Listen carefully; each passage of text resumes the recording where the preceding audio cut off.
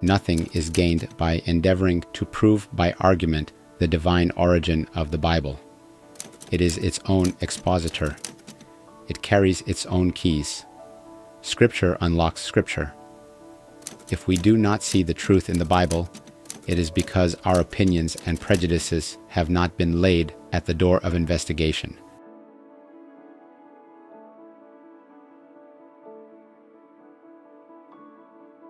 Di Kejadian 3 ayat 1, setan di Taman Eden mengatakan kepada Hawa, "Yea, hath God said?"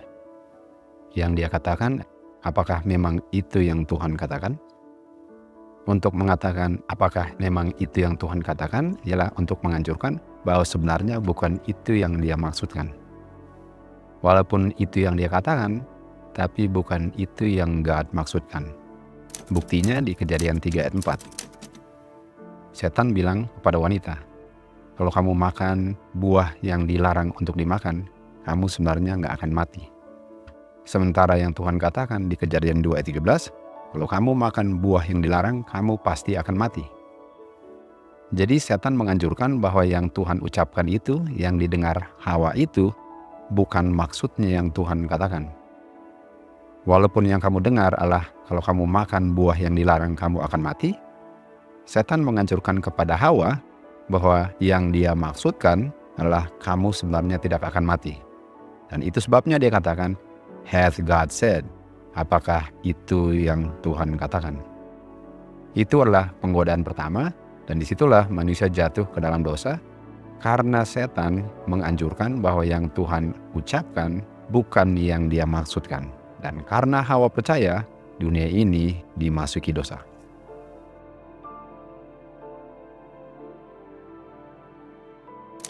Di manuskrip 19:1894 dikatakan, Tuhan telah mengirim terang untuk mereka tidak tertipu lagi. Tetapi mereka tolak untuk mengambil firman Tuhan sebagaimana yang dibaca atau yang diucapkan. Jadi mereka tidak mau menerima firman Tuhan sebagaimana yang diucapkan dalam Alkitab. Contohnya, kalau kamu makan, kamu akan mati. Itulah firman Tuhan as it reads, sebagaimana yang kita baca atau yang kita dengar. Tapi banyak orang tertipu dengan mengartikan arti itu berbeda dengan apa yang didengar, seakan-akan yang kamu baca atau yang kamu dengar bukan itu yang Tuhan maksudkan. Dan itulah yang setan anjurkan kepada Hawa di Taman Eden. Sekarang mereka menerima error atau kesalahan. Mereka pilih untuk menerima tipuan-tipuan setan daripada thus saith the Lord, apa yang Tuhan telah firmankan. Jadi di Taman Eden, Hawa menerima anjuran setan bahwa yang dia dengar bukan apa yang Tuhan maksudkan. Seakan-akan setan tahu apa yang Tuhan maksudkan, sehingga walaupun yang dia bilang A, yang Bapa maksudkan bukan A. Itulah yang menyebabkan dosa masuk ke dunia ini. Di manuskrip 40:1895 dikatakan, Alkitab adalah yang menjelaskan dirinya sendiri. Artinya, yang dikatakan Alkitab itulah maksudnya. Alkitab adalah kuncinya untuk mengerti Alkitab. Alkitab akan unlock Alkitab. Artinya Alkitab akan menjelaskan dirinya sendiri. Kalau kita tidak bisa menerima atau melihat kebenaran Alkitab, itu disebabkan karena kita lebih menerima atau lebih cenderung untuk percaya kita punya opini atau prejudices dan tinggalkan semua itu di pintu penyelidikan firman Tuhan. Sehingga saya mengartikan firman Tuhan sesuai dengan apa yang saya mau artinya dan akan menolak persis apa yang Tuhan maksudkan dengan mengartikan arti yang lain dari apa yang sudah sangat jelas diungkapkan as it reads. Kita baca di Great Controversy 598. Bahasa Alkitab harus dijelaskan sesuai dengan its obvious meaning. Artinya Alkitab itu harus diartikan sebagaimana arti yang kamu baca. Kamu akan mati, artinya kamu akan mati. Kecuali Alkitab menggunakan simbol atau figure dalam tulisannya. Seperti di Wahyu 12, ada wanita berdiri di atas bulan. Tentu saja, itu adalah simbol daripada gereja, bukan literal wanita. Selain daripada itu, artinya adalah sebagaimana yang kamu baca, as it reads. Kalau saja manusia mengambil Alkitab sebagaimana yang tertulis as it reads, nggak akan ada guru-guru palsu yang akan membingungkan pikiran-pikiran kita, yang akan membuat kita bingung dan tertipu kalau kita percaya apa yang mereka ajarkan, karena kita tidak mengambil Alkitab sebagaimana yang sudah tertulis.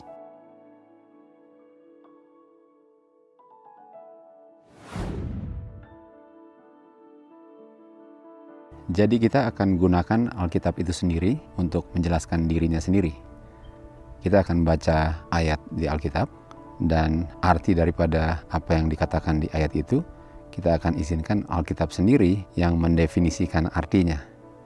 Kita tidak akan menggunakan bahasa Grikanya atau bahasa Ibraninya, tetapi kita akan mengizinkan Alkitab itu sendiri dari ayat-ayat yang lain yang akan mendefinisikan apa arti daripada kata di ayat-ayat yang kita akan baca. Kita akan mulai di Yohanes 3 ayat 16. For God so loved the world, that he gave his only begotten Son, that whosoever believeth in him should not perish, but have everlasting life.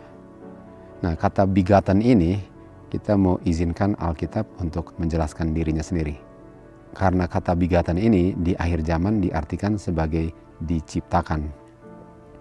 Apakah Alkitab mengartikan kata begotten diciptakan, sebagaimana banyak yang mengartikan arti itu di begotten? Kita akan izinkan Alkitab sendiri untuk mengartikan arti begotten di Yohanes 3 ayat 16. Di Bilangan 11 ayat 12 dikatakan, Have I conceived all these people? Have I begotten them? Jadi kata begotten di sini digunakan sama artinya dengan kata conceive. Dan conceive itu ialah to begin the formation of the embryo or fetus. Artinya untuk mulai sebagai pembentukan embrio itu atau fetus. Dan kata conceive ini kita lihat di Kejadian 30 ayat 39.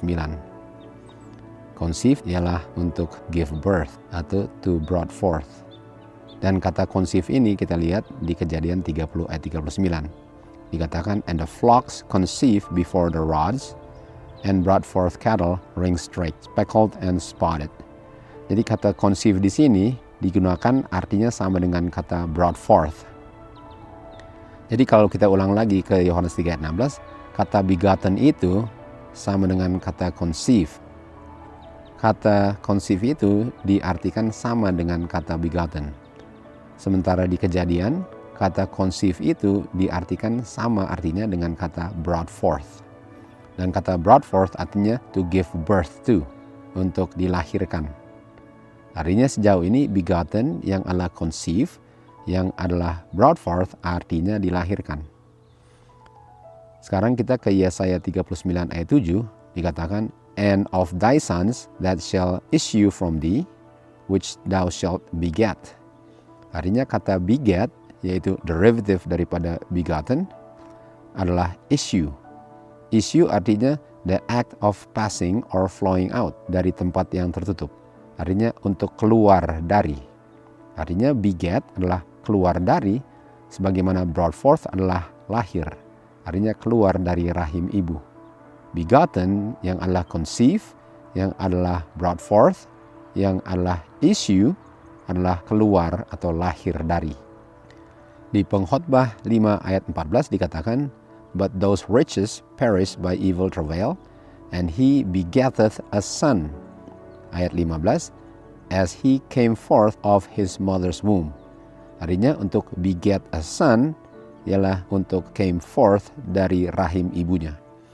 Jadi kata begetteth ini sama dengan kata came forth, sama dengan kata brought forth, issue from, conceive, sama dengan begotten. Artinya, for God so loved the world that he gave his only begotten son, son yang di-conceive, son yang di-issue, son yang di-brought forth, dan son yang came forth dari bapanya. Artinya kata begotten sesuai dengan bagaimana Tuhan menggunakan kata begotten ini di Alkitab, artinya lahir, bukan diciptakan. Arti begotten adalah keluar dari, dan anak keluar dari bapa atau lahir dari bapa. Jadi yang diberikan bapa adalah anaknya yang lahir atau keluar dari tubuhnya. Kita sekarang ke Yohanes 16 ayat 27, dikatakan, For the Father himself loveth you, because ye have loved me, and have believed that I came out from God. Ayat 28, I came forth from the Father. Tuhan Yesus yang bilang sendiri bahwa dia came out from God, atau dia lahir from God. Artinya Tuhan Yesus adalah anaknya God kalau dia came out from God. Kata came out ini sama dengan kata came forth, keluar dari, di Pengkhotbah 5 ayat 15. Artinya Tuhan Yesus came forth dari God. Itu buktinya bahwa Tuhan Yesus adalah anaknya God.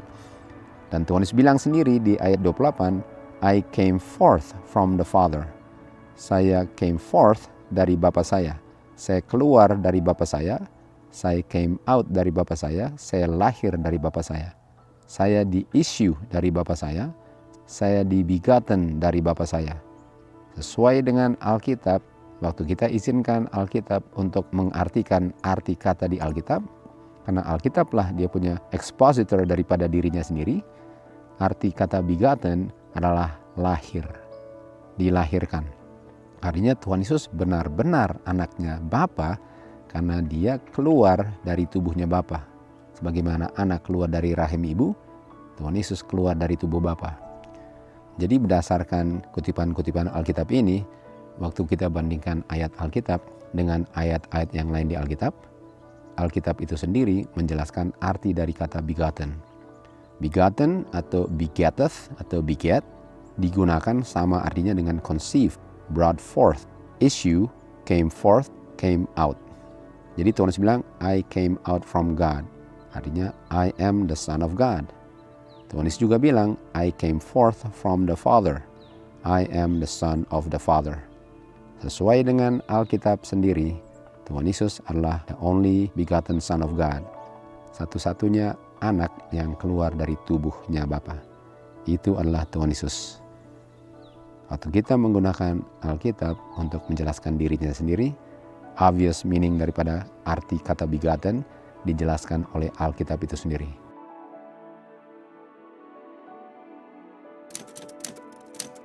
Sesuai dengan Adventist Biblical Research Institute, hubungan bapa dan anak tidak bisa diartikan secara literal. Karena katanya bahwa anak itu sebenarnya bukan anaknya God. Anak bukan the natural son of God, bukan the literal son of the Father. Dikatakan bahwa anak yang natural ada awalnya, sementara Tuhan Yesus tidak ada awalnya. Dan kata anak ini hanya bisa diartikan secara metaphorically atau secara kiasan. Jadi Tuhan Yesus sebenarnya bukan anaknya God. Kata begotten artinya bukan artinya dilahirkan. Sementara yang kita baca tadi di Alkitab, waktu kita izinkan Alkitab untuk mengartikan dirinya sendiri, arti daripada begotten adalah anak yang keluar dari bapanya. Artinya Adventist Biblical Research Institute, mereka mengartikan kata begotten tidak sesuai dengan apa yang diartikan Tuhan dalam penggunaan kata itu di Alkitab. Mereka menggunakan arti sendiri yang bertentangan dengan apa yang dikatakan di Alkitab. Jadi pertanyaannya, apakah saya mau percaya Biblical Research Institute atau saya mau percaya firman Tuhan sebagaimana yang tertulis di Alkitab? Tentu saja saya akan percaya firman Tuhan. Karena firman Tuhan nggak pernah bisa salah. Sebagaimana yang kita baca dia punya obvious meaning di Alkitab, yaitu anak yang dibegotten adalah anak yang dilahirkan. Itulah artinya. Thus saith the Lord mengatakan anak adalah anak yang dibegotten, yang dilahirkan. Sebagaimana as it reads, sebagaimana yang kita baca. Jadi kita ingat bahwa Hawa ditipu karena setan menganjurkan bahwa yang Bapa bilang bukan itu artinya.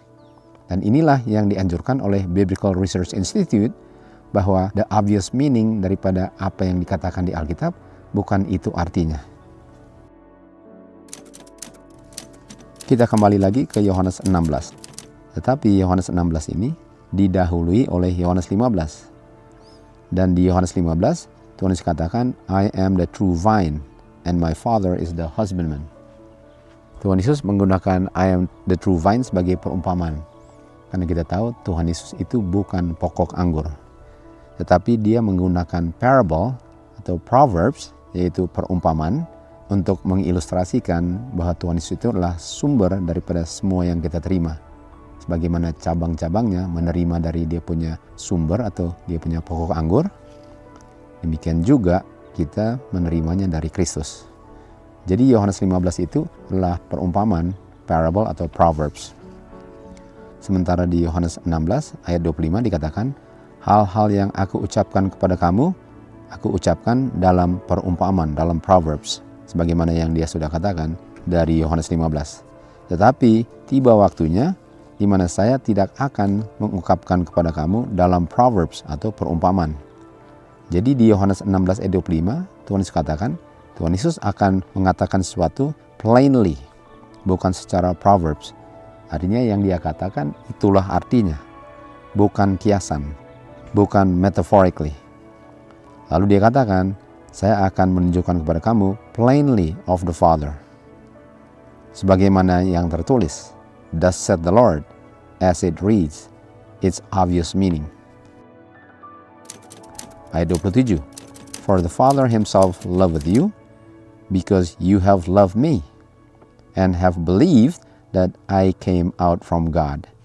Jadi di ayat 27 Tuhan Yesus katakan, Bapa sangat mengasihi kamu karena kamu percaya bahwa saya keluar atau begotten dari Bapa saya atau dari God. Dan sekarang Tuhan Yesus bilang, saya speak plainly. Arti yang saya bilang adalah sebagaimana yang saya bilang, bukan kiasan. Tuhan Yesus sekarang waktu bicara bahwa dia adalah anak yang keluar dari God, dia tidak berbicara metaphorically atau dalam Proverbs atau dalam perumpamaan. Dan secara plainly Tuhan Yesus katakan, saya came out from God. Ayat 28, I came forth from the Father. Saya keluar, lahir, issued from Bapa saya. I came forth, saya keluar, saya lahir dari Bapa saya. Dan hal ini Tuhan Yesus ucapkan secara plainly, bukan dalam bentuk metaphor atau Proverbs atau perumpamaan. Ayat 29, murid-muridnya bilang kepada dia, sekarang engkau berbicara plainly dan engkau tidak berbicara dalam Proverbs atau secara metaphor. Yang engkau katakan, engkau keluar dari Bapa dan itulah the obvious meaningnya, itulah artinya. Artinya Tuhan Yesus benar-benar keluar dari Bapanya dan kita tidak boleh mengartikan itu sebagai kiasan atau metaphor karena Tuhan Yesus sendiri yang mengatakan bahwa dia came forth dari Bapanya. Dan Tuhan Yesus berbicara plainly, bukan menggunakan perumpamaan atau Proverbs. Dan murid-muridnya juga mengerti bahwa Tuhan Yesus berbicara plainly, bukan Proverbs. Dan murid-murid mengerti bahwa Tuhan Yesus adalah anaknya God, karena Tuhan Yesus keluar atau lahir dari Bapanya. Dan Bapa mengasihi murid-murid karena murid-murid percaya bahwa Tuhan Yesus keluar dari Bapanya. Dan di ayat 30, murid-murid mengatakan, sekarang kita mengetahui bahwa engkau mengetahui segala-galanya. By this, dengan apa yang engkau telah ungkapkan, kita percaya bahwa engkau camest forth from God. Kita percaya bahwa engkau keluar, begotten. Arti begotten adalah lahir. Murid-murid benar-benar percaya bahwa Tuhan Yesus sesungguhnya adalah anaknya God. Bukan anak yang diartikan secara kiasan. Berbeda dengan yang diajarkan oleh Adventist Biblical Research Institute. Mereka ajarkan bahwa Tuhan Yesus bukan anaknya yang literal. Mereka ajarkan bahwa Tuhan Yesus bukan anak literal daripada Bapa. Dia bukan anak natural daripada Bapa. Dan kata anak harus digunakan secara metaphor atau digunakan sebagai Proverbs. Sementara Tuhan Yesus sendiri mengatakan waktu dia bilang bahwa dia keluar dari Bapanya, dia bicara plainly. Dia nggak menggunakan Proverbs. Sekali lagi, siapa yang saya mau percaya? Tuhan Yesus dan murid-muridnya yang mengerti waktu Tuhan Yesus mengatakan bahwa dia adalah anaknya God karena keluar dari Bapanya, atau saya mau percaya Biblical Research Institute. Itu adalah pilihan masing-masing. Tetapi kalau kita mau ambil Alkitab sesuai dengan dia punya obvious meaning, sesuai dengan as it reads, sesuai dengan thus saith the Lord, kita nggak ada pilihan selain untuk percaya bahwa Tuhan Yesus sesungguhnya adalah anaknya God. Benar-benar anaknya God karena dia keluar dari tubuh Bapanya. To God be the glory. A complete offering has been made.